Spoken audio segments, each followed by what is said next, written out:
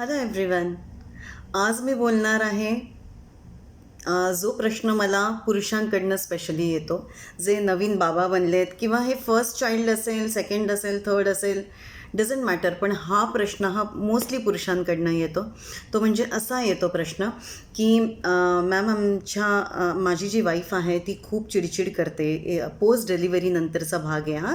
तर पोस्ट डिलिव्हरीनंतर तिचं behaviour totally change झालेलं आहे आणि ती खूप वियर्ड वागते, खूप चिडचिड होते तिची, ती अपसेट असते मोस्ट ऑफ द टाईम आणि ती नीट बोलतही नाही, धड बोलत नाही आणि बऱ्याचदा असं होतं ती डीप तिच्या थॉट्समध्ये गेलेली असते, इतकी डीप थॉट्समध्ये गेलेली असते की तिची अशी तंद्री लागलेली असते आणि काही बोललं ना की ती खूप चिडते आणि काहीतरी वियर्ड बोलते एकदम. तर मला कळतच नाही की मी तिच्याशी वागू कसा किंवा बोलू कसा. म्हणजे मलाच असं टेन्शन येतं तिच्या रूममध्ये सुद्धा जाताना की आता आज ती कसं बोलेल, मी आत्ता ऑफिसमधनं आलो आहे तर, किंवा कसंही, म्हणजे इतके सडन चेंजेस तिच्या वागण्या बोलण्यात असतात आणि तिचे फेस एक्सप्रेशन्स, तिचे ऑल टुगेदर बॉडी लँग्वेज इतकी टोटली डिफरंट असते की मलासुद्धा कधी कधी फिअरफुल होतं. तर कसं वागायचं, कसं बोलायचं हे प्लीज गाईड करा. तर इथे तसा हा कुठलाही विषय, मी नेहमी म्हणते, हा खूप डीप कॉन्व्हर्सेशनचा आहे, खूप जवळनं बोलण्याचा आहे. तो 1 to 1 बोलूनच सॉल्व्ह होतो. पण तरी मेजर पॉईंट्स इथे मी नक्की फोकस करेन की ते मेजर पॉईंट्स असे आहेत की सगळ्यात महत्त्वाचं म्हणजे बाळ झाल्या इमिजिएटली त्या बाईचं आयुष्य पूर्णपणे बदलून जातं. अगदी फर्स्ट डिलिव्हरी असेल, सेकंड असेल, थर्ड असेल, कितीही डिलिव्हरीज असतील तरीसुद्धा बाईचं आयुष्य हे पूर्ण बदलतं. कारण बाळाचे जे स्वभावाचे पॅटर्न्स आहेत किंवा त्याचं जे हेल्थ आहे ते प्रत्येक बाळाचं हेल्थ वेगळं, प्रत्येक डिलिव्हरी, प्रत्येक गरोदरपणातले दिवस वेगळे, डिलिव्हरीचा तो पिरियड वेगळा असो, सी सेक्शन होतं, नॉर्मल होते तरीसुद्धा किती पेनफुल होतं, खूप गोष्टी आहेत त्याच्यामध्ये. आणि सगळ्यात महत्त्वाचं तिचे हार्मोनल चेंजेस जे होतात ते खूप अप अँड डाऊन होतात. त्याच्यामुळे तिचं स्वतःचं मेडिकेशनवर असते. ती बाळाची हेल्थ, सगळ्यात महत्त्वाचा तिचा फोकस असतो तो बाळावर असतो. आणि पार्टनर्स एवढंही म्हणतात त्याच्याबरोबर की ती मला जास्त वेळ देत नाही, माझ्याकडे नीट बोलत नाही, मला नीट वेळ देत नाही. तर वेळ देत नाही किंवा ती नीट बोलत नाही त्याची कारणंही तीच आहेत, जी मी आत्ता जी फोकस्ड करते आहे त्याच्यावर, जी मेजर पॉईंट्स आहेत ती. तर तिचं ते हेल्थ इश्यूज त्याच्यावर होतात, क्रिएट होतात आणि which she is keep ignoring. का इग्नोर करते? कारण बाळाच्या रुटीनवर तिचं रुटीन अवलंबून असतं टोटली.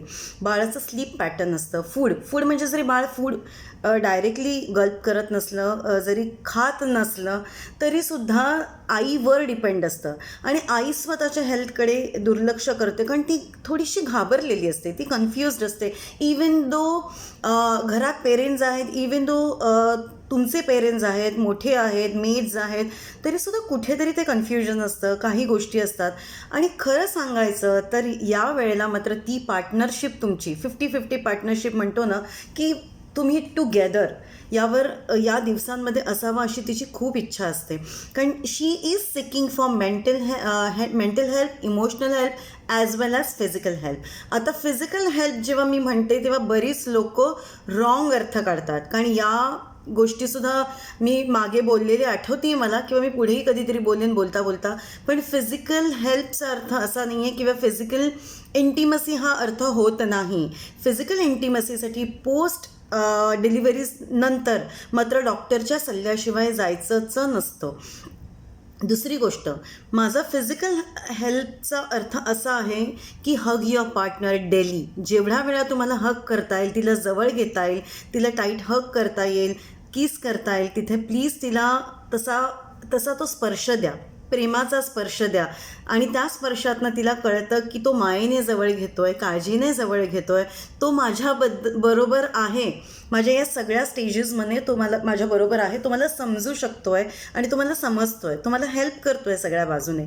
आणि तिला सांगा, ती जर करिअर ओरिएंटेड असेल किंवा ती करिअरमध्ये असेल तर करिअर विमेन्सना काही पिरियड असतो ऑफिसकडनं दिलेला की पोस्ट डिलिव्हरीनंतर 30 days, 45 days, 60 days काही ऑफिसेसमध्ये. आय डोंट थिंक सो की मोर दॅन 60 days मिळत असतील कुठे. पण हे काउंटडाऊन तिचं सुरू होतं की आता कसं होईल, मग फायनान्सेसचं कसं होईल, I have to be there after 60 days or 30 days 45 days. So she is going into that mode also. तर ती जगलिंग मोडमध्ये असते. तिचं बाळाचं हेल्थ असतं, तिची हेल्थ असते, तिचं स्लीप पॅटर्न कम्प्लिटली चेंज होतं, तिचं डाएट चेंज होतं, तिचं मेडिकेशन चेंज होतं, त्याच्यानंतर तिचे हार्मोनल चेंजेस, बाळाची सगळी हेल्थ आणि परत घरातल्यांचे एक्सपेक्टेशन्स खूप कॉमनली होतात की इवन कोणीही असू देत तिथे अगदी अशी अपेक्षा असते की तू एकदा आई झाली तर तुला या गोष्टी थोड्या माहितीच पाहिजे बेसिक, असं कुठेतरी येतं त्यांच्या बोलण्यामध्ये किंवा वागण्यामध्ये आणि ते खूप हर्टिंग असतं. हा पिरियड जो असतो तो खूप नाजूक पिरियड असतो एका आईसाठी. मग ती पुन्हा सांगते मी, ही फर्स्ट डिलिव्हरीसाठीच मी सांगत नाही आहे, तर इवन सेकंड थर्ड फोर्थ कितीही डिलिव्हरीज असू देत, आईसाठी हा नवीन जन्म असतो आणि तिला मेंटलीसुद्धा प्रिपेअर होण्यासाठी किंवा स्ट्रॉंग राहण्यासाठी तिच्या पार्टनरची गरज खूप गरजेची असते, म्हणजे खूप गरजेची असते त्याची साथ असणं तिथे. तर या सगळ्या गोष्टी जर तुम्ही पाळल्या, तुम्ही या गोष्टी तिला सांगा, तिला हग करा, तिला एव्हरीडे किस करा, तिला एव्हरीडे तोंडानेही सांगा, वर्बली सांगा की मी तुझ्यासोबत आहे, जर काही आता जॉबमध्ये झालं तर होऊ देत, आपल्याकडे सेविंग्ज आहेत, आपल्याकडे इन्व्हेस्टमेंट्स आहेत आणि मी आहे तुझ्यासाठी ऑल द टाईम. सो बाळाची आणि तुझी काळजी याच्या पलीकडे मी काहीही काळजी घेणार नाही आहे, मला फक्त तुमच्या दोघांची हेल्थ हवी आहे, मी तुमच्यासोबत आहे, तू बाकी कुठलीही काळजी केलेली मला चालणार नाही, मी तुझ्यासोबत आहे. आणि मग बघा, हे मॅजिक पिल्स तुमच्या वर्बल वर्ड्समधनं येऊ देत, सेंटेन्सेसमधनं येऊ देत, तुमच्या फिजिकल टचमधनं येऊ देत आणि या मॅजिकल पिल्स ज्या तुम्ही तिला एव्हरी सिंगल डे फीड करायला मात्र विसरू नका, या खूप वर्कआउट करतील. हे माझं अगदी मेजरली सांगणं आहे त्या कपल्सना, जे कपल्स स्पेशली पोस्ट डिलिव्हरीनंतर मेजरली ह्या कॉन्फ्लिक्ट्समधनं जात असतात आणि बऱ्याचदा असं होतं की हे या सगळ्या छोट्या छोट्या गोष्टींची काळजी न घेतल्यामुळे त्याचे मेजर परिणाम होतात आणि इतके कॉन्फ्लिक्ट्स ते छोट्या आणि इतकं मोठं तळं साचतं की त्यांना अक्षरशः एकमेकांपासून दूर व्हावंसं वाटतं आणि मुलांचेही त्याच्यामध्ये अतोनात हाल होतात, मानसिकसुद्धा हाल होतातच, पण मेंटलीसुद्धा हाल होतात मुलांचे आणि वॉट नॉट. याच्यामध्ये बोलायला मी मगाशीच म्हटलं जसं प्रत्येक टॉपिक हा डीप कॉन्व्हर्सेशनचा आहे, 1 to 1 गेलं तर कळतात ते अजून. पण ह्या मेजर पिल्स जर तुम्ही तुमच्या बायकोला रोजच्या फीड करत राहिलात तर टेक माय वर्ड की तिथे खूप मोठा मॅजिकल डिफरन्स येतो आणि ती खूप शांत होते, ती शांत झाली की बाळ आपोआपच शांत होतं. बाळाला ती जे मिल्क ब्रेस्ट फीडिंग असतं तेही ती शांतपणे करते. ती मग स्वतःच्या बाळाची काळजी घेते, स्वतःची काळजी घेते, तुमची काळजी घेते, तुमची वाट बघते ती. Instead of getting irritated she is literally waiting for you. You know, तुमचा कॉल आला तरी तिला छान वाटतं, तुम्ही आलात फिजिकली तर तिला अजून छान वाटतं. ह्या सगळ्या गोष्टी म्हणजे त्या इमोशनल इंटिमसी याच पिरियडमध्ये तुमची जास्त, you can get more connected than ever since, की याच्या बिफोरसुद्धा तुम्ही हा अनुभव घेतला नसेल, एवढी ती तुमच्याशी इमोशनली कनेक्टेड होते, डीपली कनेक्टेड होते आणि हा प्रवास इतका सुंदर होतो, ते जे कनेक्शन आहे ते इतकं छान होतं, इतकं घट्ट होतं आणि ते कायम राहतं. So my dear friends, both of you, मी तुम्हाला मनापासून सांगेन की एकमेकांची काळजी घेणं खूप गरजेचं आहे. आणि मेजरली मी इथे सांगेन की जेव्हा स्पेशली तुमचं लग्न ठरायचं असतं, तुम्ही लग्नासाठी विचार करता, तेव्हा तुम्ही, मला असं वाटतं की काउन्सिलिंगसाठी जावं आणि किंवा लग्नानंतर, जर तुम्ही आधी गेलेला नाही आहे तर लग्नानंतर तरी काउन्सिलिंगसाठी जावं, लग्नानंतर नाही तर बेबीचा विचार करताना जावं, बेबीचा विचार नाही तर निदान या स्टेजला इफ यू आर फीलिंग की तुमची बायको वियर्ड वागते आहे तुमच्याशी, तर प्लीज तुम्ही gate connected with me or get connected with any doctor or counsellor, but please make sure की you will get a guidance from someone किंवा एल्डर्स तुमच्या घरातले, त्यांच्याकडनं गायडन्स घ्या. पण मेक शुअर की स्पीक आउट आणि प्लीज त्या लूपमध्ये राहू नका की तुम्हाला एकमेकांपासून अक्षरशः वैताग येईल आणि हा पिरियड तुम्ही रुईन कराल. कारण हे पेरेंटहूड तुम्हाला एन्जॉय करायचं आहे, टुगेदर एन्जॉय करायचं आहे, ते बाळ एकत्र वाढवायचं आहे खूप छान प्रकारे.